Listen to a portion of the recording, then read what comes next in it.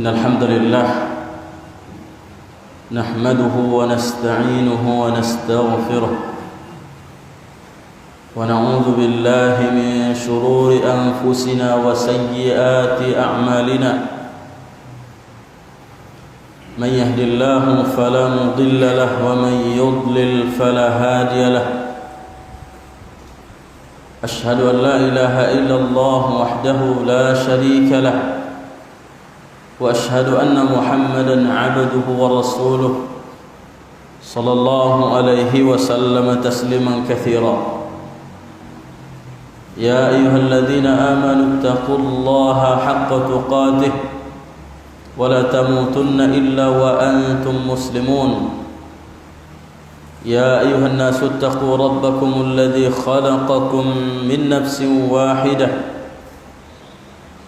وخلق منها زوجها وبث منهما رجالا كثيرا ونساء واتقوا الله الذي تساءلون به والأرحام إن الله كان عليكم رقيبا أما بعد فإن أصدق الحديث كتاب الله وخير الهدى هدى نبينا محمد صلى الله عليه وسلم وشر الأمور محدثاتها فإن كل محدثة بدعة وكل بدعة ضلالة وكل ضلالة في النار والعياذ بالله.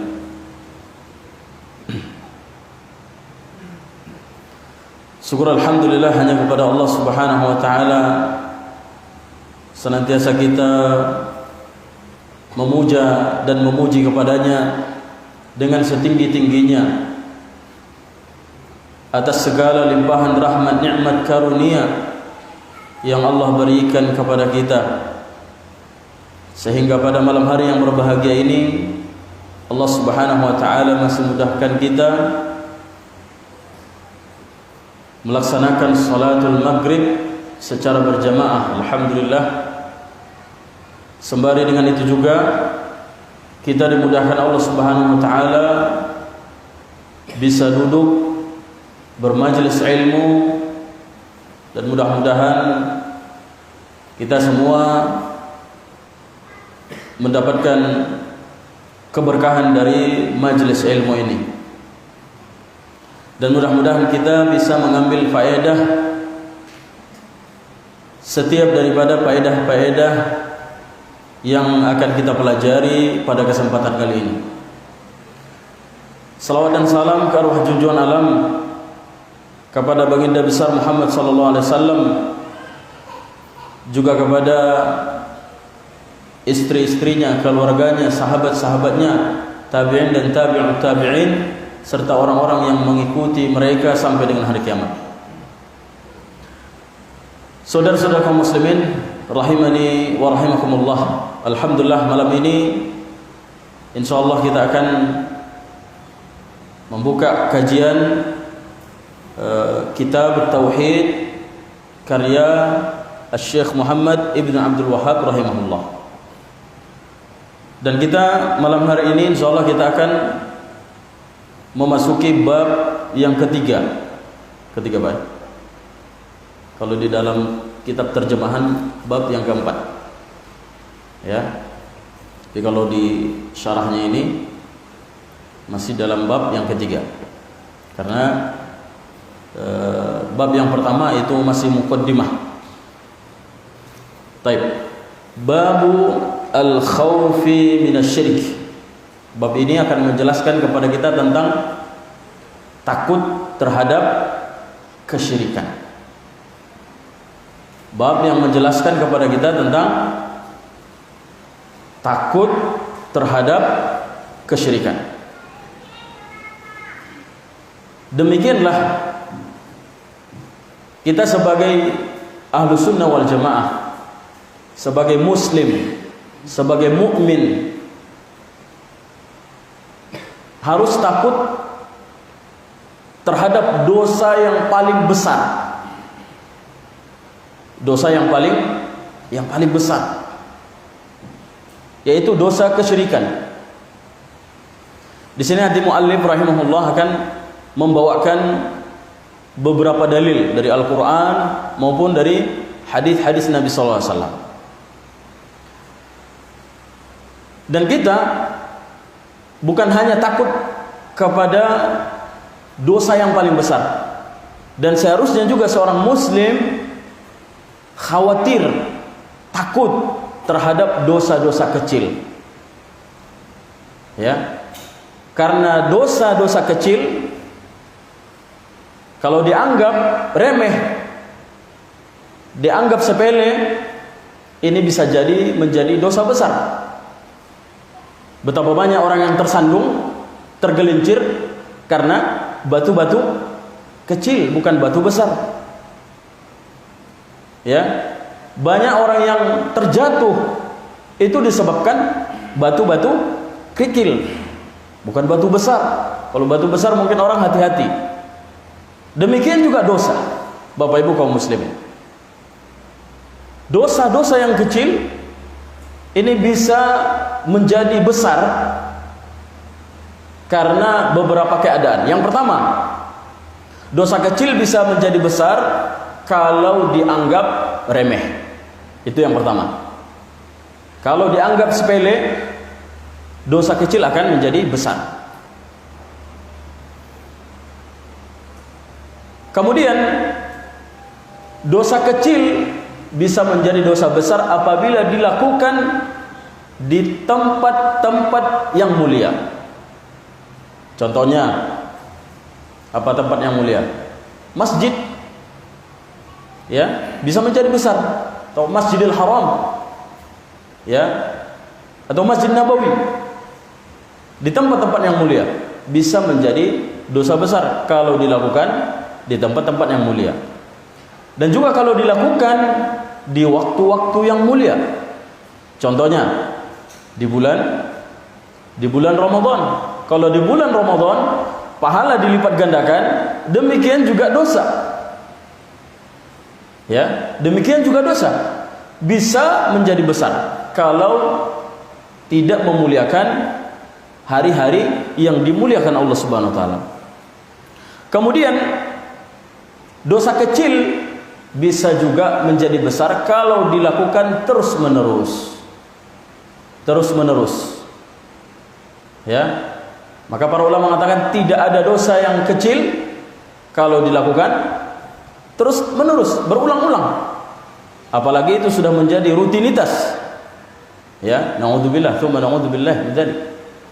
Innal 'abda idza adnaba, seorang hamba apabila dia melakukan satu dosa. Ini kata Nabi sallallahu alaihi wasallam. Seorang hamba apabila melakukan satu dosa, maka akan muncullah bintik hitam di dalam hatinya. Semakin sering dosa itu, maka semakin banyak noda hitam itu. Semakin sering, maka noda hitam itu semakin mendominasi. Akhirnya hati menjadi pekat. Hati menjadi hitam. Kalau hati sudah menjadi hitam, berarti kemaksiatan itu sudah menjadi rutinitas biasa, sudah menjadi karakter. Ini yang sangat payah. Ya, sangat payah.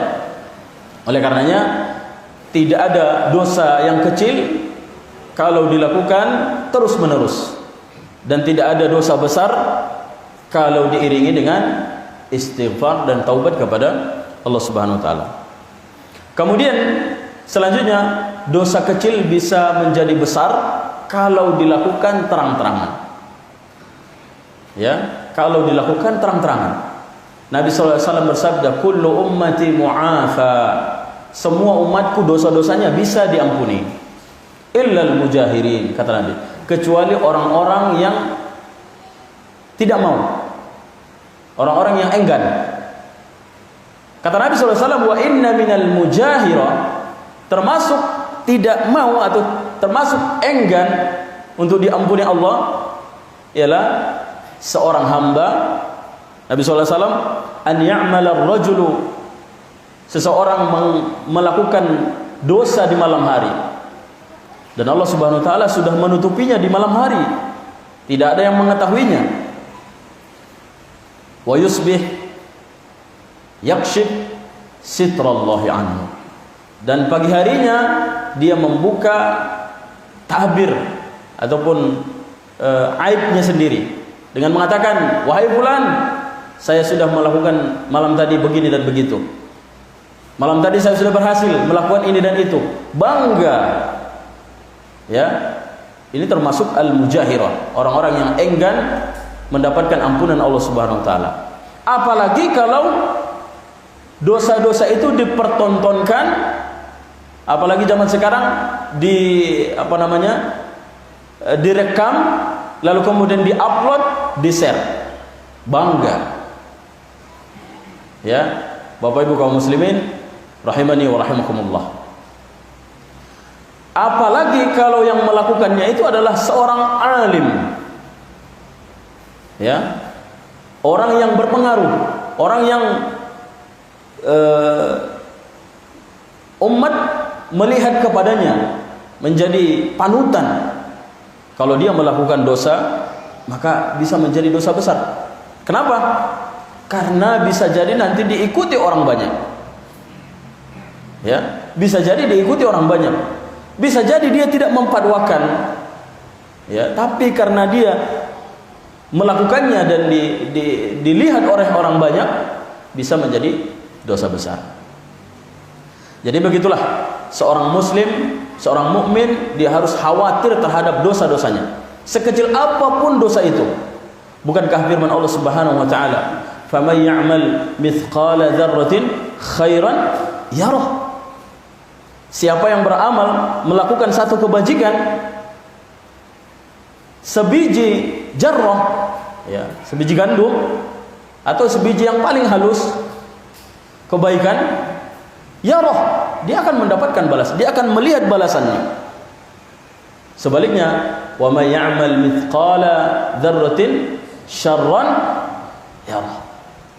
Sebaliknya, sekecil apapun perbuatannya, sesepele apapun perbuatannya, maka dia akan melihat balasan dari Allah Subhanahu wa taala. Ya, jadi kita tidak boleh menganggap remeh. Kalau kita tidak boleh menganggap remeh kepada kebaikan sekecil apapun, demikian pula kita nggak boleh menganggap remeh terhadap dosa sekecil apapun. Karena boleh jadi karena kita menganggap remeh itu menjadi dosa besar. Bapak Ibu kaum muslimin rahimani wa rahimakumullah. Maka Nabi sallallahu alaihi wasallam disebutkan di dalam sebuah athar yang diriwayatkan oleh Imam Al-Bukhari dari Abdullah bin Mas'ud radhiyallahu taala anhu.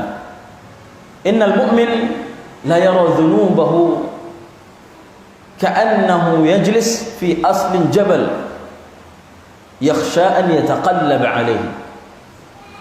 Kata Abdullah bin Mas'ud, seorang mukmin dengan dosa-dosanya seperti dia sedang duduk di bawah gunung yang besar. Yakhsha an yataqallab alaihi. Dia khawatir gunung itu akan menimpa dirinya. Demikianlah kita kepada dosa. Kita khawatir akan dosa-dosa kita. Boleh jadi dosa yang lama mungkin kita sudah lupa, gitu kan? Mungkin kita sudah lupa dan kita tidak memohon ampun kepada Allah terhadap dosa-dosa yang sudah lama. Boleh jadi itu yang memasukkan kita ke dalam neraka. Naudzubillah tsumma naudzubillah. Maka Umar bin Khattab, subhanallah, Umar mengatakan, seandainya ada suara dari langit dengan menyebutkan begitu, semua penduduk dunia diampuni dan dimasukkan ke dalam surga kecuali satu orang. Seandainya ini ada suara, maka Umar mengatakan, saya khawatir yang satu itu adalah diriku. Padahal kita ketahui bahwasanya Umar bin Khattab keimanannya luar biasa. Ya, Umar idza salaka fajjan salaka fajjan akhar. Syaitan, ya, terhadap Umar apabila menempuh satu jalan, maka syaitan mengambil jalan lain karena takut. Ya, takut kepada Umar bin Khattab. Tapi ya, keutamaan yang dimiliki Umar radhiyallahu taala anhu tidak membuat dirinya bangga, tidak membuat dirinya angkuh. Ya, bahkan dosa-dosa, ya, yang dia lakukan sebelum masuk Islam itu masih dikhawatirkan. Bahkan Nabi SAW mempunyai ada nama-nama orang-orang munafik, ya, dan itu dirahasiakan oleh Nabi SAW, dan cuma satu sahabat yang boleh mengetahuinya. Nama ini munafik, ini munafik, ini munafik, ya. Maka Umar bin Khattab, ya, takut, khawatir kalau namanya itu tersebut di situ. Ya, Umar bin Khattab khawatir kalau namanya itu ada di situ. Subhanallah. Itu Umar. Ya, itu Umar radhiyallahu taala. Baik, Bapak Ibu kaum muslimin rahimani wa rahimakumullah. Dan sebaliknya, wa innal fajir la yara dhunubahu kadhubabin wa yabal hakadha. Dan seorang yang fajir, orang yang durhaka kepada Allah Subhanahu wa taala, melihat dosa-dosanya seperti dzubab, seperti lalat yang lewat di depan hidungnya. Dia hanya melakukan begini saja. Artinya apa? Dia sepele dengan dosa-dosanya. Jangan kita menjadi orang-orang yang fajir, yang sepele terhadap dosa-dosa apapun. Baik, Bapak Ibu kaum muslimin rahimani wa rahimakumullah. Babun al-khawfu minasyirik. Bab takut terhadap kesyirikan.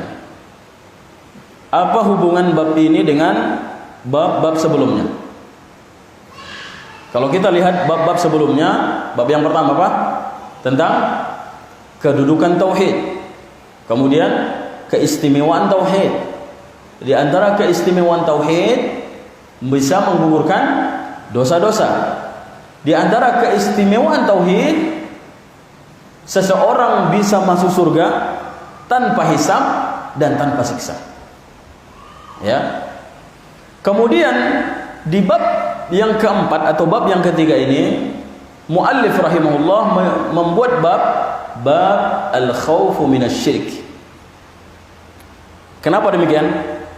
Karena setelah kita mengetahui hakikat daripada tauhid, keutamaan daripada tauhid, maka sudah selayaknya kita mengetahui lawan daripada tauhid.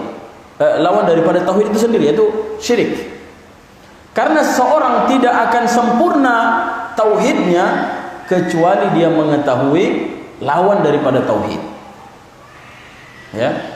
Seseorang tidak akan bisa sempurna tauhidnya kecuali dia mengetahui kesyirikan. Ya. Maka kita perumpamakan, seorang tidak akan bisa merasakan manisnya sehat kecuali orang-orang yang sedang sakit. Orang tidak akan bisa menikmati besarnya nikmat lampu kecuali orang-orang yang dalam kegelapan. Orang tidak akan bisa merasakan manisnya, enaknya air satu gelas kecuali orang-orang yang dalam kehausan. Orang-orang tidak akan bisa merasakan nikmatnya aman di satu negeri kecuali orang-orang yang mereka sedang dilanda peperangan. Demikian juga tauhid tidak bisa sempurna dipahami secara sempurna kecuali harus mempelajari dan mengetahui lawan daripada syirik. Ya, maka sesuatu akan terlihat indah kalau ada lawannya, ya kan? Seseorang pintar bisa dikatakan pintar kalau ada orang bodoh. Seorang bisa kaya kalau ada orang miskin. Kalau punya semua, ada orang miskin? Enggak ada orang miskin jadinya. Ya, seorang bisa dikatakan pintar karena ada di sampingnya orang yang tidak pintar. Nah, seperti itu. Jadi tauhid juga seperti itu. Orang tidak akan bisa memahami tauhid secara sempurna kecuali dia memahami makna syirik juga. Oleh karenanya, yang paling mengetahui dan yang paling paham akan tauhid adalah para sahabat Nabi sallallahu alaihi wasallam. Kenapa? Karena para sahabat Nabi sallallahu alaihi wasallam mereka melalui fase-fase kesyirikan. Ya, mereka sudah melalui bangkai kejahilian. Bukan hanya mereka menyaksikan, tetapi mereka pelaku kesyirikan.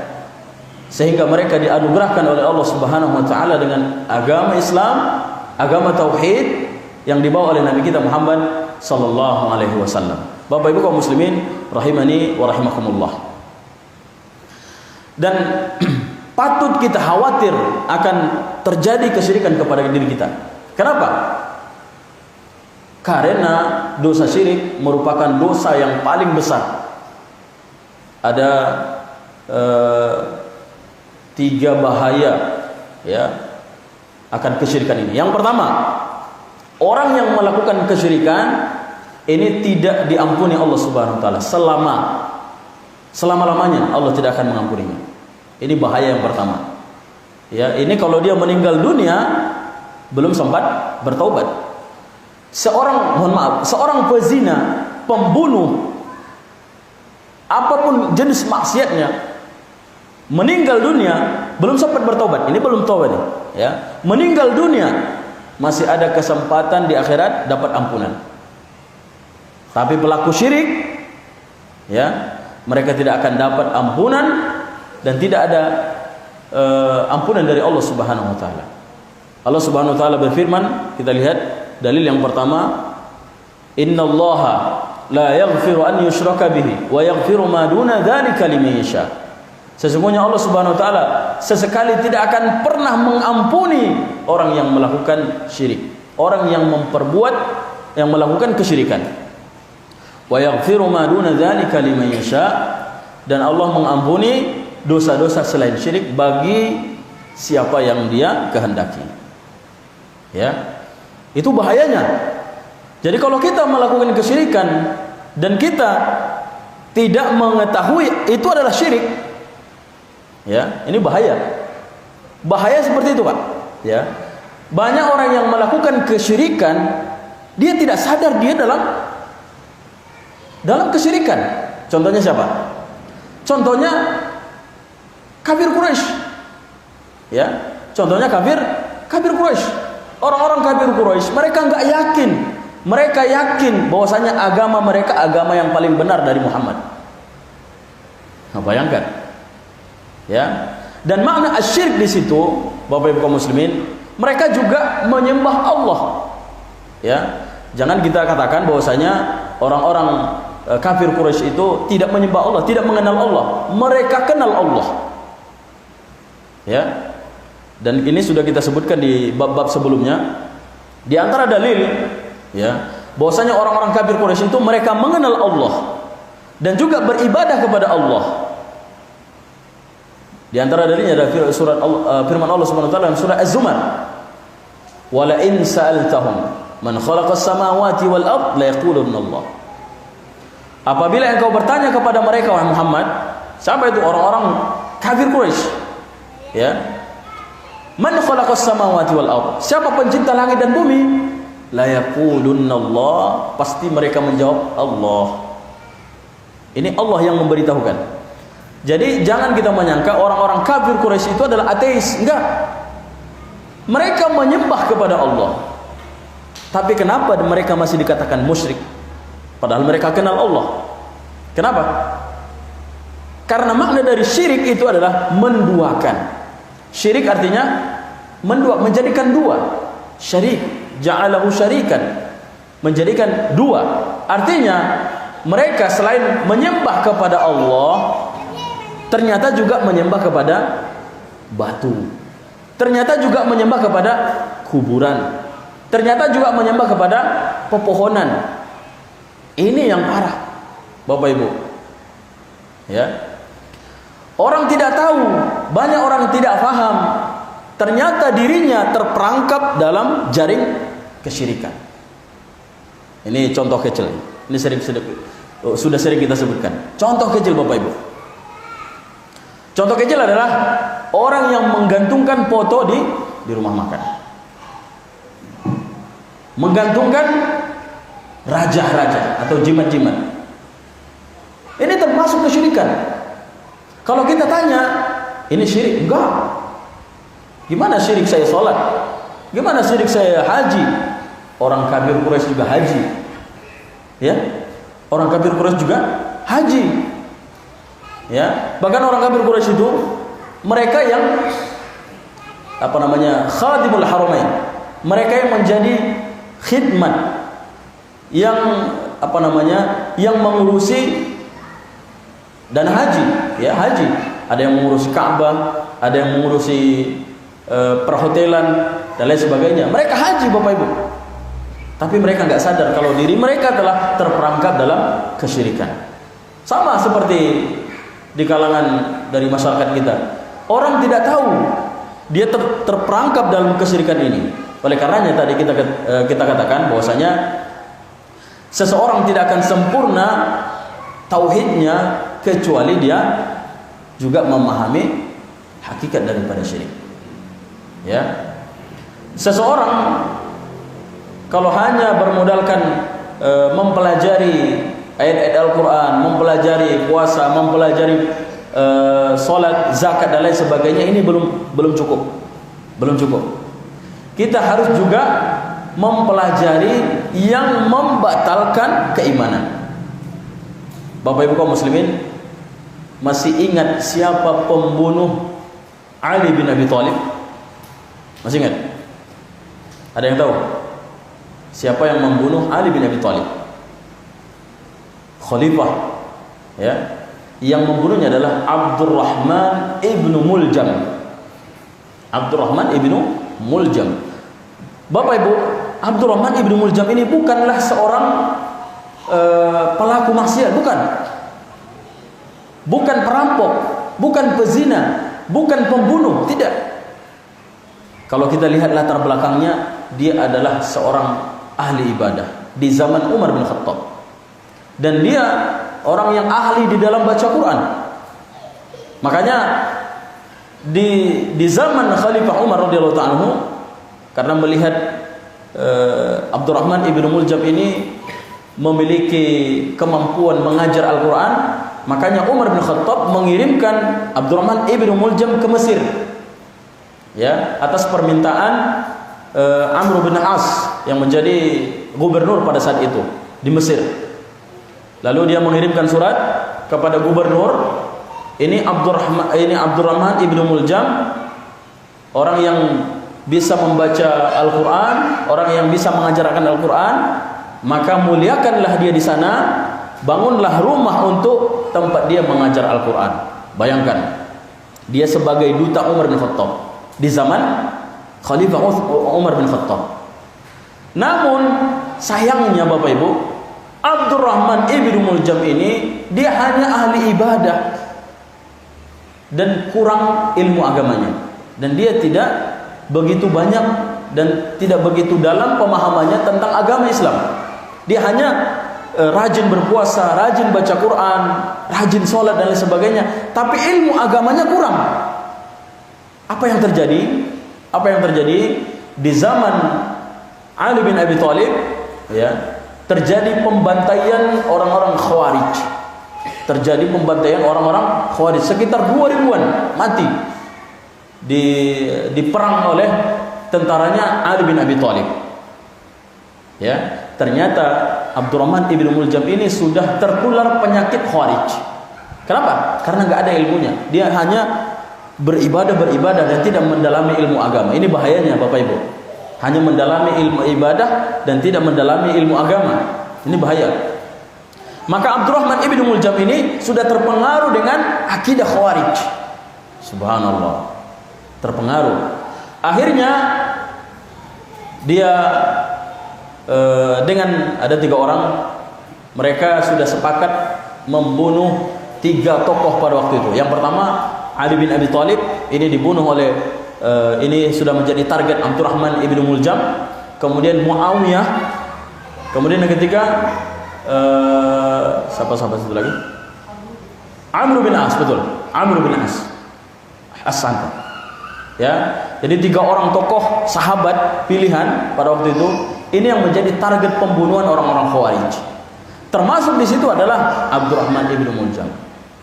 Abdurrahman ibnu Muljam, Bapak Ibu, ketika dia sudah sampai di Madinah, ya, maka sudah menjadi kebiasaan Ali bin Abi Thalib kalau pagi itu membangunkan masyarakatnya, membangunkan umatnya ya untuk sholat berjamaah. Maka tiba-tiba datang Abdurrahman ibn Muljam dengan membawa pedang yang sudah diracuni, ya. Lalu kemudian menebas Ali bin Abi Thalib dan dia membacakan firman Allah Subhanahu wa taala. Subhanallah, setelah membunuh Amirul Mukminin dan dia membacakan firman Allah Subhanahu wa taala, ya. Yang mengatakan itu dari ayat itu adalah bahwasanya tidak ada hukum kecuali hukum Allah. Apakah engkau berhukum? Hukum ini bukan milikmu, hai Ali bin Thalib. Lalu kemudian membaca Al-Quran. Bayangkan, dia membunuh Ali bin Abi Thalib juga membaca Al-Quran dengan berdalil Al-Quran. Tapi pendalilannya Bapak Ibu kaum muslimin jauh daripada ilmu. Ya, yang pada akhirnya kemudian Ali bin Abi Thalib berteriak, langsung ditangkap, lalu kemudian juga dieksekusi mati. Ya, maksudnya apa Bapak Ibu kaum muslimin? Kalau kita hanya belajar, misalkan belajar sholat, hanya sebatas sholat, dan tidak mengetahui pembatal-pembatal sholat, dikhawatirkan Bapak Ibu, sholat kita nggak sah. Betul? Dikhawatirkan sholat kita nggak sah. Makanya kalau belajar itu ada sholat, belajar sholat, rukun-rukunnya dan pembatalnya. Demikian juga wudhu. Ya, kita belajar wudhu, kemudian akhirnya nanti belajar pembatal wudhu. Kalau kita nggak belajar pembatal wudhu, boleh jadi nanti kita berwudhu, ya, tapi sholat kita nggak sah. Kenapa? Karena sudah batal wudhunya. Dia nggak tahu kalau wudhunya masih belum batal. Demikian juga Bapak Ibu tentang tauhid. Banyak orang yang terperangkap kepada kesyirikan karena tidak mengetahui syirik, tidak mengetahui makna syirik. Padahal syirik ini adalah dosa yang paling besar. Sampai-sampai Allah Subhanahu wa taala tidak bisa mengampuni dosa pelaku syirik kalau dia meninggal dunia belum sempat bertobat. Kemudian di antara bahaya syirik adalah menggugurkan amal ibadah. Jadi hajinya tidak diterima, puasanya tidak diterima, sholatnya tidak diterima, sedekahnya Bapak Ibu tidak diterima. Kok bisa? Karena dia melakukan syirik. Ya, karena dia melakukan syirik. Wa laqad uhiya ilaika wa ilal ladzina min qablik la in asyrakta la yahbatanna 'amaluk, dalam surah Zumar. Sungguh telah diwahyukan kepadamu, yaitu para nabi sebelum Nabi kita Muhammad sallallahu alaihi wasallam. Wa ilal ladzina min qablik la in asyrakta, apabila engkau Muhammad, ini Nabi kita Muhammad sallallahu alaihi wasallam, apabila engkau melakukan dosa syirik, melakukan kesyirikan, la yahbatanna 'amaluk, maka amal ibadahmu akan hapus. Bayangkan jasa Nabi SAW, seorang nabi, kalau melakukan syirik bisa batal semua amal ibadahnya Nabi SAW. Bagaimana dengan kita? Ya, lalu bagaimana dengan kita? Maka lebih pantas lagi. Oleh karenanya dosa syirik bisa menghapuskan segala, bukan dosa ya, menghapuskan segala amal ibadah. Haji bisa hapus, sholat bisa hapus, puasa bisa hapus, ibadah-ibadah yang lain bisa hapus. Dikarenakan apa? Karena melakukan syirik. Kemudian yang terakhir, ancaman masuk neraka kekal abadi selama-lamanya. Innal ladzina kafaru min ahlil kitab, ya, innal ladzina kafaru min ahlil kitab wal musyrikin fi nari jahannam khalidina fiha. Sesungguhnya orang-orang kafir dari Yahudi dan Nasrani dan orang-orang musyrik, orang-orang yang melakukan kesyirikan kepada Allah Subhanahu wa taala, ya, fi nari jahannam, mereka berada di dalam api neraka jahannam, khalidina biha, dan mereka kekal abadi selama-lama di sana, tidak ada keluar. Ya, Bapak Ibu kaum muslimin rahimani wa rahimakumullah. Kenapa dosa syirik itu merupakan dosa yang paling besar? Karena dia mencederai hak Allah Subhanahu wa taala. Karena hak Allah Subhanahu wa taala adalah memberikan ibadah hanya kepada Allah Subhanahu wa taala. Enggak boleh diberikan ibadah itu kepada selain Allah, atau enggak boleh dibagi. Enggak boleh dibagi. Ya, menyamakan, itu namanya syirik. Ya, nggak boleh membagi satu amalan ibadah kepada selain Allah, nggak boleh. Karena itu memang hak Allah Subhanahu wa taala sendirinya. Ya, Bapak Ibu kaum muslimin rahimani wa rahimakumullah. Kita masuk dalil yang kedua. Sebenarnya masih panjang pembahasannya. Dalil yang kedua, wa qala al-Khalil alaihi salam, dan berkata Nabi Ibrahim alaihi salam. Ini dalam firman Allah Subhanahu wa taala surat Ibrahim. Wa janubani wa baniya an na'budal asnam. Ya Allah, hindarilah diriku dan anak keturunanku menyembah berhala. Apa? Syirik. Bayangkan Bapak Ibu, Nabi Ibrahim sudah kita sebutkan, dia seorang ummah, panutan, ikutan besar, ya. Nabi Ibrahim yang telah menghancurkan berhala-berhala orang-orang musyrik, yang telah mendebat orang-orang musyrik sampai ke akar-akarnya, yang mendebat orang-orang yang menyembah bulan, orang-orang yang menyembah matahari, didebat oleh Nabi Ibrahim alaihissalam. Namun derajat Nabi Ibrahim sebagai nabi yang maksum, padahal kita ketahui Nabi adalah maksum, betul? Maksum artinya terpelihara dari dosa.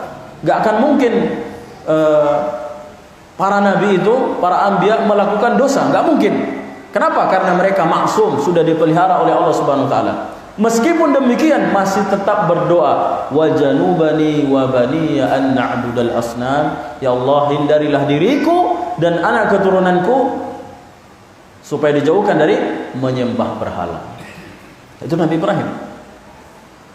Berarti Nabi Ibrahim juga meskipun derajatnya nabi, meskipun dia sudah menjadi pahlawan yang membakar, menghancurkan patung-patung orang-orang musyrikin, masih tetap khawatir terhadap dirinya. Jangan sampai dirinya terjatuh kepada kesyirikan. Ya, apalagi kita. Kita ini bukan nabi, bukan siapa-siapa. Ya, maka kita lebih khawatir dan lebih pantas takut terhadap kesyirikan ini. Karena kesyirikan ini bisa jadi terjadi kepada kita, bisa jadi terjadi kepada keluarga kita. Oleh karenanya, kalau kita tidak mempelajari makna dan hakikat daripada syirik, dikhawatirkan kita akan terjerumus melakukan kesyirikan. Ya. Bapak Ibu kaum muslimin rahimani wa rahimakumullah, semoga kita senantiasa dalam lindungan Allah Subhanahu wa taala. Dan Allah Subhanahu wa taala ya tidak akan memberikan ampun ya kepada orang-orang yang melakukan kesyirikan. Sampai kapan mereka disiksa Allah Subhanahu wa taala di api neraka? Selama-lama. Allah sebutkan selama-lama. Tidak akan keluar, betul tidak akan keluar. Kalau Allah Subhanahu wa taala masih memberikan ampun kepada pelaku syirik, ampunan, maka orang yang paling berhak mendapatkan ampunan siapa? Siapa? Abu Talib, pamannya Abu Talib. Kenapa? Karena Abu Talib orang yang paling berjasa kepada Islam. Di awal-awal dakwah Nabi SAW, siapa yang menjadi punggung atau apa namanya sebagai pendorong dakwah Nabi SAW? Abu Talib. Ketika dirinya hendak mau dibunuh, siapa penolongnya? Abu Talib. Seandainya orang-orang musyrikin itu masih bisa diampuni Allah Subhanahu wa taala, pasti yang paling berhak mendapatkan ampunan siapa? Abu Talib, pamannya Nabi sallallahu alaihi wasallam. Dan Nabi sallallahu alaihi wasallam mengatakan, Allah Subhanahu wa taala berfirman, "Ma kana lin nabi wal mu'minin an yastaghfiru lil musyrikin." Tidak sepantasnya bagi seorang nabi dan orang-orang yang mengaku beriman kepada Allah, mereka memohon ampun kepada Allah terhadap akan orang-orang musyrik, ampunan. Ya, dan telah jelas bagi mereka bahwasanya orang-orang musyrik itu tempat kembalinya adalah neraka jahanam. Masuk Isa? 2 menit lagi. Baik. Bapak Ibu kaum muslimin rahimani wa rahimakumullah. Kita masuk dalil yang ketiga, hadis Nabi sallallahu alaihi wasallam. Wa fil hadis akhwafu ma akhafu alaikum asy-syirkul asghar. Wa su'ila anhu faqala ar-riya. Nabi sallallahu alaihi wasallam bersabda, hal yang paling aku khawatirkan terjadi kepada kalian. Jadi yang paling dikhawatirkan oleh Nabi SAW terjadi kepada sahabat. Di situ ada Abu Bakar, ada Umar, ada Uthman, ada Ali, ada sahabat-sahabat pilihan. Kata Nabi SAW, hal yang paling aku khawatirkan terjadi kepada kalian adalah asyirkul asghar, syirik kecil. Ya, padahal di situ ada Umar. Berarti Nabi SAW bisa khawatir kepada Abu Bakar, khawatir kepada umatnya, apalagi dengan kita. Fasuila, lalu ditanya Nabi SAW anhu, apa itu syirik asghar, syirik kecil? Faqala, Nabi SAW menjawab, ar-riya. Nabi SAW menjawab, riya. Baik, masuk Isya. Kita cukupkan sampai sini dulu. Insyaallah nanti masih disambung ya. Soalnya kita sambung setelah salat Isya. Barakallahu fikum. Assalamualaikum warahmatullahi wabarakatuh.